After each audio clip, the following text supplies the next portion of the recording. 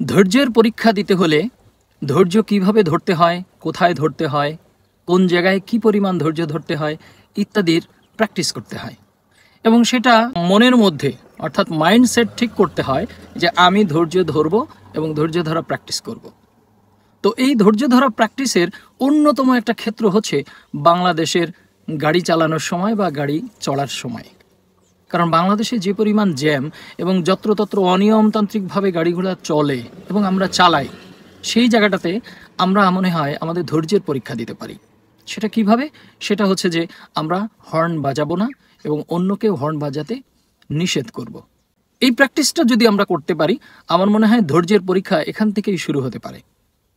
যেমন ধরুন, আমরা গাড়ি চালানোর সময় বা গাড়িতে চড়লে ড্রাইভারকে বারংবার আমরা গুতাইতে থাকি, এই হর্ন বাজাও, হর্ন বাজাও, সাইড দিতে বলো, কিংবা ড্রাইভারও হর্ন বাজিয়েই যাচ্ছে।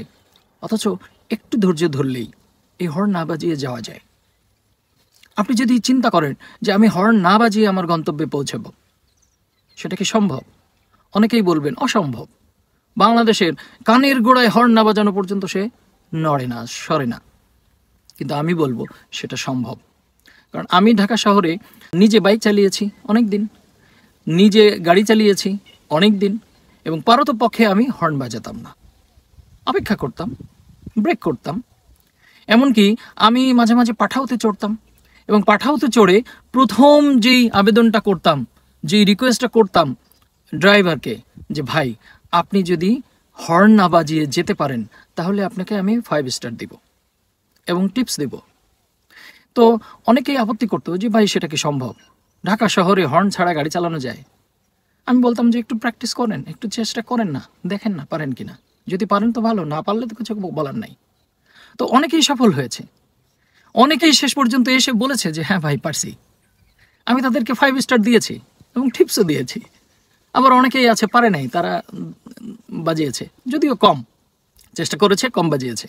কিন্তু অনেকেই আছে একবারও বাজায় নাই।